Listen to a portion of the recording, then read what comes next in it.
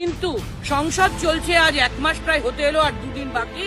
এই অবস্থায় আমরা প্রায় রোজ আমাদের অল ইন্ডিয়া তৃণমূল কংগ্রেসের পক্ষে এবং অন্যান্য অপোজিশন পার্টির পক্ষে প্রায় রোজ কোনো না কোনো এমপি, একাধিক 5 জন, 10 জন, 15 জন আমরা 267 নোটিশে এ বিষয়ে আলোচনার দাবি রেখেছি।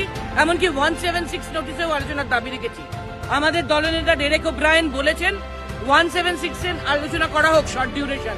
আমরা সেজন্যও নোটিশ দিয়েছি।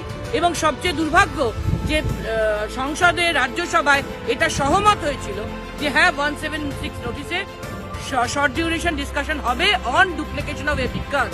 এটা নিয়ে সহমত একবার নয়, একাধিকবার হয়েছে।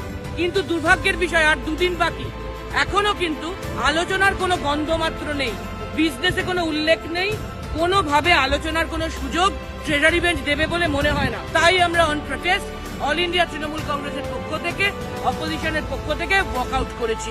সব অপোজিশনই এ ব্যাপারে প্রতিবাদ জানিয়েছে যে এই বিষয়ে আলোচনা হওয়া জরুরি। সবাই এটা সংসদে রেখেছেন এবং আমরা তো অল ইন্ডিয়া তৃণমূল কংগ্রেস অবশ্যই